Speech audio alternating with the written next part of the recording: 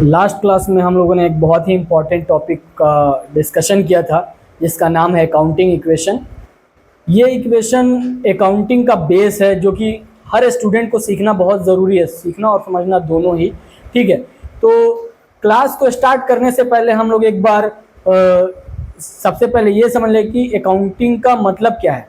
तो अकाउंटिंग का मतलब ये है कि पैसा कहाँ से आ रहा है और कहाँ जा रहा है, उसी को जो रिकॉर्ड करना है वो अकाउंटिंग है, और उसके बेसिस पे बैलेंस शीट बनाना अकाउंटिंग कहलाता है। ठीक है, जैसे कि हम लोगों ने लास्ट क्लास में पढ़ा था, accounting equation equal to assets equal to liability plus capital. ठीक है, समझें तो इसका मतलब यही है कि बिजनेस में जो भी एसेट्स है आपके पास, वो या तो आपका खुद का है यानी आपकी कैपिटल से आया हुआ है, या आपने उसको उधार पे लाया है। ठीक है, तो assets equal to liability plus capital जो अकाउंटिंग इक्वेशन है, उसका सीधा सीधा मतलब यही बनता है कि बिजनेस में जो कुछ भी आपने लाया है वो या तो उधार पे लाया है या फिर अपनी कैपिटल लगा के लाया है। ठीक है, तो चलिए अब अपना क्वेश्चन की तरफ हम लोग धीरे धीरे बढ़ते हैं, और सबसे पहले हम लोग एग्जाम्पल नंबर 1 को डिस्कस करते हैं।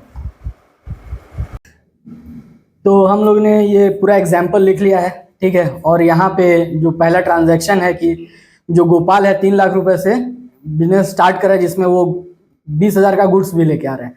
तो इसका डुअल इफेक्ट क्या है कि सबसे पहले तो बिजनेस में ये 3 लाख का कैश आ रहा है और 20,000 रुपये का गुड्स भी आ रहा है, जिसमें इसकी लाइबिलिटी जो खड़ी हो रही है वो 3,20,000 रुपये की हो जाएगी। क्यों? क्योंकि 3 लाख का कैश और 20,000 का माल जो है उसका, तो 3,20,000 रुपया हो गया। ठीक है, यहाँ पे एसेट, और यहाँ पर 3,20,000 की इनकी कैपिटल है।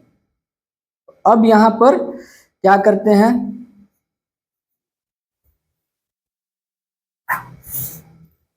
3 लाख कैश हो गया प्लस 20,000 रुपये का गुड्स हो गया,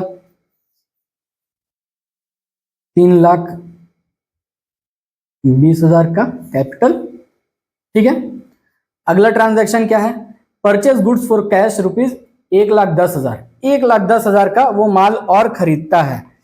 ठीक है, अब जब 1,10,000 का माल खरीदेगा तो यहां भी डुअल इफेक्ट आएगा। सबसे पहला इफेक्ट क्या है कि माल आ रहा है आपके पास, तो बिजनेस में स्टॉक और बढ़ गया 1,10,000 से, जाहिर सी बात है। और दूसरा इफेक्ट क्या होगा कि ये 1,10,000 रुपया उसको पेमेंट करेगा, तो पेमेंट करेगा तो कैश यहां से जाएगा। हर ट्रांजैक्शन का 2 इफेक्ट हो रहा है, आप लोग को समझ में आ रहा होगा। देखिए यहां बचा आपको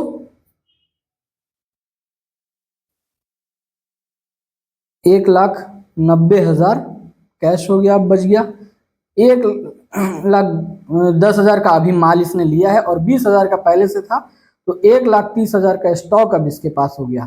ठीक है,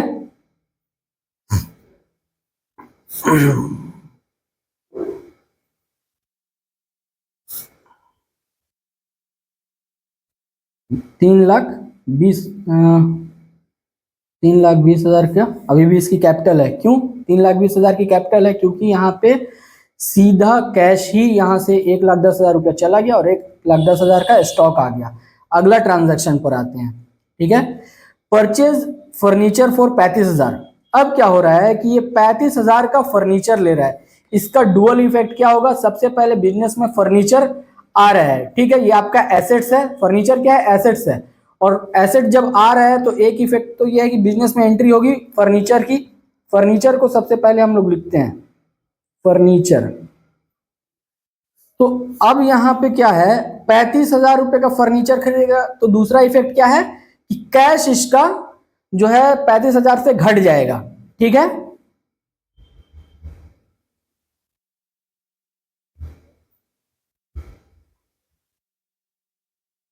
स्टॉक में कोई चेंज नहीं होगा क्योंकि यहाँ पे तो स्टॉक में कुछ काम ही नहीं हुआ है। तो 35,000 रुपये का फर्नीचर ऐड कर दीजिए, इक्वल टू 3,20,000।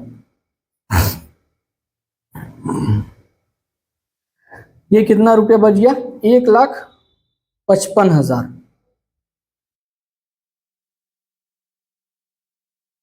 1,30,000 का आपको स्टॉक है, 35,000 का फर्नीचर आ गया।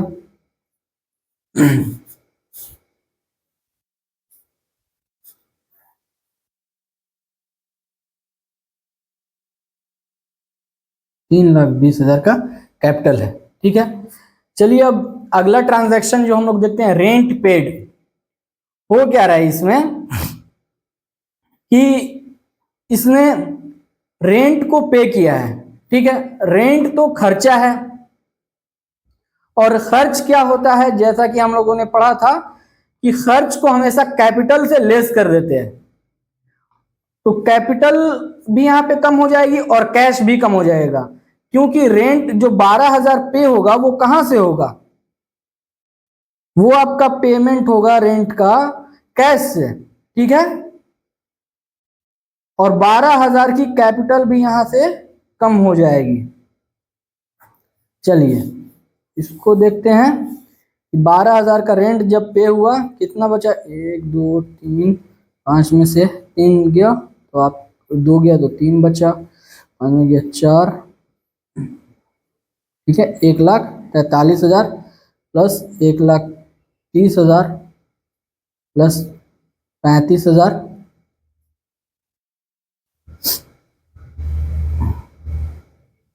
3,08,000। ठीक है, अब अगला ट्रांजैक्शन क्या है, sold goods on credit to Raju worth 20,000 for 28,000। अब ये कह रहा है कि 20,000 का माल 28,000 में बेच दिया। ट्रांजैक्शन में क्या हो रहा है कि 8,000 प्रॉफिट रख करके वो 20,000 का माल 28,000 में बेच देता है। तो पहला काम क्या होता है कि बिजनेस में 28,000 आ रहा है, 28,000 को आप ऐड कर दीजिए। पहला इफेक्ट आपका कंप्लीट हो गया। दूसरा क्या हो रहा है कि 20,000 का स्टॉक आपका कम हो जाएगा, क्योंकि स्टॉक ही आप बेचेंगे। स्टॉक 20,000 का कम हो गया, 8,000 का इसको फायदा हुआ, 8,000 रुपया इसकी कैपिटल बढ़ गई, और कैपिटल को यहां से ऐड कर दीजिए। कितना हो जाएगा, 0,0,0, 8 3 11, 5 लगाए 4 6 7, 1,71,000 प्लस 1,10,000 का अब स्टॉक बच गया 20,000 का बिकने के बाद। अब यहाँ पे 35,000 का फर्नीचर है, 3,16,000 की कैपिटल मेरी। ठीक है, अब क्या होता है, एडवांस सैलरी पे करता है। ठीक है, ये आप लोग के लिए आज का नया पॉइंट है कि एडवांस सैलरी पेड। क्योंकि सैलरी जब भी ड्यू होती है तो वो एक करंट फाइनेंशियल ईयर की होती है, जिस साल वो चल रहा होता है उसी साल की सैलरी होती है। जैसे अभी जो ईयर खत्म हुआ है 24-25 है, तो 24-25 की सैलरी जो देंगे हम लोग 24-25 में ही देंगे। अब मगर यहाँ पे क्या कह रहा है कि 25-26 की भी सैलरी अभी ही दे दिया है, जो कि 8,000 रुपए है। ठीक है, तो ये 8,000 रुपया तो जो मतलब यूटिलाइज होगा वो तो 25-26 में होगा। ठीक है, तो ये 8,000 24-25 के लिए एसेट बन के रह गया, क्योंकि ये 25-26 तो अभी कंप्लीट नहीं हुआ है। तो advance salary paid, advance salary. अब यहां से कैश 8,000 रुपए कम हो गया,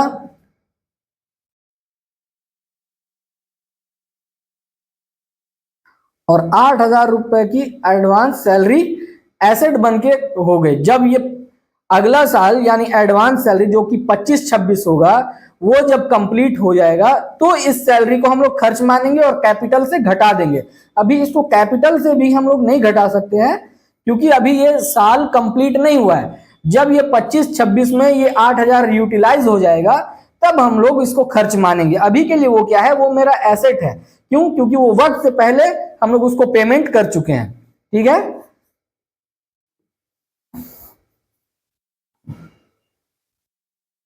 1,79,000 प्लस 1,10,000 प्लस 35,000 प्लस 8,000 की एडवांस सैलरी इक्वल टू 3,16,000। अब देखते हैं क्या है। Sold goods for cash worth 35,000 for 38,000। अब क्या है कि किसी कोई माल बेचा है इसने 35,000 का माल जो है उसने 38,000 में बेच दिया। यहाँ पे भी दो इफेक्ट है। सबसे पहला कि हमारा जो स्टॉक खत्म होगा वो 35,000 का खत्म होगा और 3,000 का फायदा होगा और कैश आएगा कितना मेरे पास 38,000। पहला ट्रांजैक्शन क्या हो रहा है कि हमारे पास कैश आ रहा है 38,000। 38,000 को आप लिख लीजिए, 38,000 को आप ऐड कीजिए, 35,000 का स्टॉक मेरा खत्म हो जाएगा, इसको यहां से माइनस कर दीजिए। 3,000 रुपया फायदा हुआ। फायदा को हम लोग जानते हैं कि कैपिटल में ले जाके हम लोग ऐड कर देते हैं। जो भी फायदा होगा वो हम लोग कैपिटल में ऐड करेंगे। अब इसको यहां ऐड कीजिए। अब कितना हो गया ये देखिए, 0,0,0 और 9, 8, 17 लगाए 7, 10, 11, 2,17,000 का मेरे पास कैश हो गया।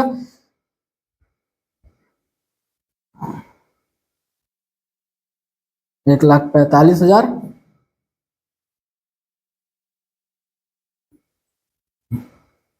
35,000 प्लस 8,000 3,19,000।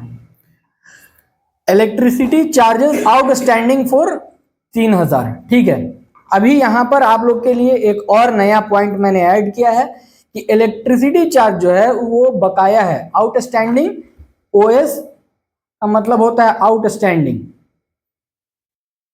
आउटस्टैंडिंग।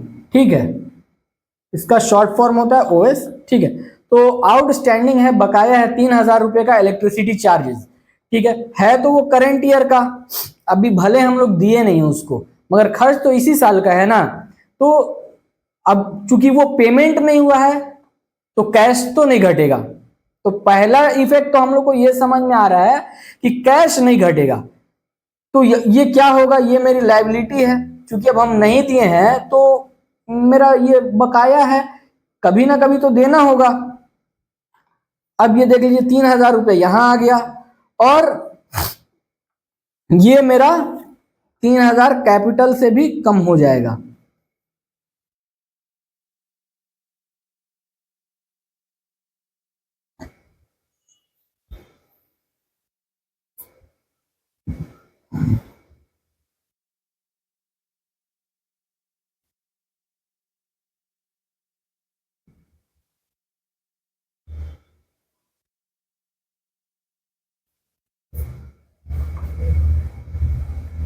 तीन 3,16,000 प्लस 3,000। एक बार आउटस्टैंडिंग का पॉइंट आप लोग फिर से समझ लीजिए कि सैलरी जो होती है वो मेरा क्या है, सैलरी मेरा एक्सपेंस है। ठीक है, अब एक्सपेंस है तो वो मेरी खर्च है। खर्च को हम लोग क्या करते हैं, कैपिटल से लेस करते हैं। अब चूंकि मेरा कैश तो वहां पे खर्च नहीं हो रहा है तो कैश तो मेरा जीरो हो गया, वहां पे गया ही नहीं। तो ये मेरी लाइबिलिटी है। तो हम लोग एक साइड में लाइबिलिटी का कॉलम यहाँ पे डाल दिए 3,000 रुपया। ये तो मेरा गया नहीं है, इस वजह से क्या हुआ है कि 3,000 रुपया मेरी कैपिटल से तो लेस हो गया मगर 3,000 रुपए की मेरी लाइबिलिटी भी खड़ी हो गई। ठीक है, तो ये एग्जाम्पल यहाँ पे कंप्लीट होता है। अब इसको हम लोग एक बार क्विकली पूरा ट्रांजैक्शन समझ लेते हैं कि गोपाल नाम का आदमी जो कि 3,00,000 कैश से और 20,000 रुपए के गुड्स से अपना बिजनेस स्टार्ट करता है। तो 3,00,000 रुपया का कैश यहाँ पे एंट्री हो गई। पहला ट्रांजैक्शन है कि कैश मेरे पास आया बिजनेस में 3,00,000 रुपया और 20,000 का माल आया। तो 20,000 रुपए यहाँ पे टोटल कितना हो गया 3,20,000। इसका मतलब है कि 3,20,000 की ये कैपिटल लगाता है और जिसमें 3,00,000 रुपया कैश रखता है और 20,000 रुपए का गुड्स खरीदता है। दूसरा ट्रांजैक्शन क्या है कि purchase goods for rupees cash 1,10,000। अब 1,10,000 का जब वो माल खरीदेगा तो पहला मेरा ट्रांजैक्शन क्या होता है, ये पहला इफेक्ट कि मेरे पास जो है बिजनेस में गुड्स आएगा, स्टॉक आएगा। तो 1,10,000 का मैंने स्टॉक यहाँ पे ऐड कर दिया। अब वो जब मैंने खरीदा है तो उसका पेमेंट भी करना होगा। तो 1,10,000 का पेमेंट ये यहाँ पे कंप्लीट हो गया। तो यहाँ से कैश 1,10,000 रुपया आपका माइनस कर दिया गया, तो यहाँ पे 1,90,000 रुपया कैश बचा और 1,30,000 का स्टॉक बच गया। अब अगला ट्रांजैक्शन क्या है, परचेज फर्नीचर फॉर ₹35,000। अब 35,000 का जब ये फर्नीचर खरीदेगा तो फर्नीचर क्या है, मेरा एक एसेट है, उसकी एक न्यू हेडिंग बनेगी, ठीक है। तो 35,000 का फर्नीचर यहाँ पे बिजनेस में आया, इसलिए फर्नीचर एसेट है। यहाँ पे अब मैंने ऐड कर दिया फर्नीचर बोल के, फर्नीचर यहाँ पे 35,000 का ऐड हो गया। अब 35,000 रुपया मैंने कैश पेमेंट किया, तो कैश यहाँ से सब्ट्रैक्ट हो गया, माइनस हो गया। तो अब मेरे पास जो कैश है वो 1,55,000 रुपया बच गया और यहाँ पे 35,000 का मेरे पास फर्नीचर भी आ गया है। अगला ट्रांजेक्शन समझिए कि रेंट पेड है 12,000। रेंट मेरा क्या है, रेंट जो है मेरा खर्चा है, बिजनेस का खर्च है। जैसा कि हम लोग जानते हैं कि जो भी मेरे बिजनेस का खर्च है वो कैपिटल से माइनस हो जाएगा, इसलिए 12,000 रुपए का जो रेंट है यहाँ पे कैपिटल से माइनस हो गया। अब चूंकि पेमेंट हुआ इसका तो कैश से भी माइनस हो गया, ठीक है। तो ये रेंट का पूरा ट्रांजैक्शन को इफेक्ट मैंने दिया यहाँ पे। अब देखिए यहाँ पे क्या है, sold goods on credit to Raju worth 20,000 for 28,000। अब इसने क्या किया कि राजू को 20,000 का माल 28,000 में बेच दिया, ठीक है। तो 20,000 का सबसे पहले क्या हो रहा है मेरे पास कि कैश आ रहा है 28,000, ठीक है। अब 28,000 रुपया जब मेरे पास कैश आया तो कैश को मैंने ऐड कर दिया। दूसरा ट्रांजेक्शन क्या है कि 20,000 का स्टॉक गया, इसलिए 20,000 का स्टॉक मैंने लेस कर दिया यहाँ पे, और 8,000 रुपए की मुझे प्रॉफिट हुई। तो जैसा कि प्रॉफिट को हम लोग कैपिटल में ऐड करते हैं तो कैपिटल में ऐड कर दिए। तो इस तरह से मेरा यहाँ पे पूरा ट्रांजैक्शन कंप्लीट हुआ। अभी देखिए कि एडवांस सैलरी पेड, ये आप लोगों के लिए आज नया पॉइंट है। तो एडवांस सैलरी जो है वो इस साल ही हम दूसरे साल की सैलरी इसी साल हम पेड कर दिए। सपोज कीजिए कि आने वाले साल की जो सैलरी है वो आज ही हम पेमेंट कर दिए हैं, तो वो इस साल की तो खर्च एक्सपेंस नहीं है, वो आने वाले साल का खर्चा है। तो आने वाले साल का खर्चा अगर हम इस साल में पेमेंट कर देंगे तो वो मेरा क्या है, एसेट है। और एसेट है इसलिए एडवांस सैलरी को हमने 8,000 यहां दिखा दिया। अब चूंकि 8,000 का पेमेंट हुआ तो 8,000 का पेमेंट कहां से हुआ, कैश से हुआ, तो कैश यहाँ पे माइनस हो गया। तो यहाँ पे एडवांस सैलरी 8,000 रुपया बन गई और कैश यहां से घट गया, ठीक है। अब यहाँ पे अगला पॉइंट समझिए कि sold goods for cash worth 35,000 for ₹38,000। अब क्या है कि 35,000 का माल इसने 38,000 रुपए में बेच दिया है। तो पहला क्या हो रहा है काम कि मेरे बिजनेस में 38,000 रुपया आ रहा है, 38,000 ऐड कीजिए। दूसरी इफेक्ट क्या है कि मेरा स्टॉक 35,000 से कम हो जाएगा क्योंकि वो बिक गया, तो 35,000 यहां से कम हो गया। फायदा कितना कमाए इस पे, 3,000 का फायदा कैपिटल में ले जाइए, ठीक है। अब आइए लास्ट जो है इलेक्ट्रिसिटी चार्जेस मेरा आउटस्टैंडिंग है 3,000 रुपए का। तो ये भी पॉइंट आपके लिए नया है। आउटस्टैंडिंग जो है इसी साल का खर्चा है, मैंने उसको दिया नहीं है, ठीक है। तो जो भी अपना अकाउंटिंग होती है वो एक करंट ईयर के लिए होती है, ठीक है। तो ये 3,000 का खर्चा मैंने भले इस साल अभी तक पेमेंट नहीं किया मगर है तो इसी साल का खर्चा, तो ये मेरी लायबिलिटी है। अब नहीं दिए हैं तो हमको देना पड़ेगा, तो ये मेरी लायबिलिटी है, इन फ्यूचर देना पड़ेगा। तो ये 3,000 की लायबिलिटी मैंने प्लस यहाँ पे आउटस्टैंडिंग इलेक्ट्रिसिटी चार्ज बोल करके लिख दिया। 3,000 का इलेक्ट्रिसिटी चार्ज है। अब चूंकि वो इसी साल का मेरा खर्च है तो 3,000 रुपया माइनस भी हो गया कैपिटल से। अब इसका यहाँ पे हम लोग एक बैलेंस शीट बना लेते हैं। तो बैलेंस शीट कि मेरा ट्रांजैक्शन सब सही रिकॉर्ड हुआ कि नहीं हुआ। अगर सही रिकॉर्ड हुआ होगा तो हमारी एसेट्स और लायबिलिटी इक्वल हो जाएगी। अब देखिए यहाँ पे क्या है, कैश मेरा कितना है, कैश है 2,17,000, स्टॉक है 1,45,000, और क्या है फर्नीचर 35,000 रुपया, एडवांस सैलरी 8,000। चलिए इसका टोटल लगाते हैं। तो यहाँ पर मेरा एक कैलकुलेशन मिस्टेक हो गया था, ये मैंने गलत सब्ट्रैक्ट कर दिया था। तो यहाँ पे 1,63,000 है, ठीक है। आप लोग ये नोट डाउन कर लीजिएगा। और यहाँ जो स्टॉक है उसकी कीमत 75,000 है, ठीक है, सब चीज़ सही है। तो यहाँ पे देखिए कि कैश जो है हमारे पास 2,01,000, 75,000 का स्टॉक और फर्नीचर 35,000, एडवांस सैलरी 8,000 है, ठीक है। टोटल कितना हुआ 3,19,000। और यहाँ पे जो मेरा कैपिटल है 3,16,000 रुपये का है और 3,000 का मेरे पास आउटस्टैंडिंग इलेक्ट्रिसिटी चार्ज है। तो 3,19,000 दोनों यानी एसेट्स इक्वल टू लाइबिलिटी आपका कंप्लीट आ गया, दोनों इक्वल है। इसका मतलब है कि जितना भी ट्रांजैक्शन रिकॉर्ड हुआ है वो एकदम परफेक्ट है।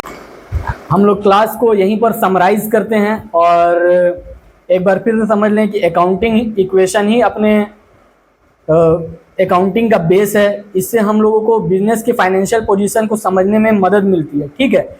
हम लोग ये समझ पाते हैं कि बिजनेस के पास एसेट्स क्या है और लायबिलिटी कितनी है और उसका कैपिटल कितना है, ठीक है। एक बार फिर से समझा देते हैं कि assets equal to liability plus capital का मतलब यही है कि बिजनेस के पास जितना भी एसेट है या तो वो उसकी खुद की कैपिटल से आया हुआ है या फिर वो उधार पर लिया हुआ है, ठीक है। तो सारे क्वेश्चन को आप जिस भी किताब से पढ़ रहे हैं वहां से खूब ज्यादा प्रैक्टिस कीजिए, क्योंकि प्रैक्टिस करने से ही आप परफेक्ट बनेंगे, ठीक है। जितना प्रैक्टिस कीजिएगा आपका कॉन्सेप्ट उतना ज्यादा बिल्डअप होगा। तो आप ये मत सोचिए कि मेरी बुक कौन सी है, मैं किस बुक को रेफर करता हूं।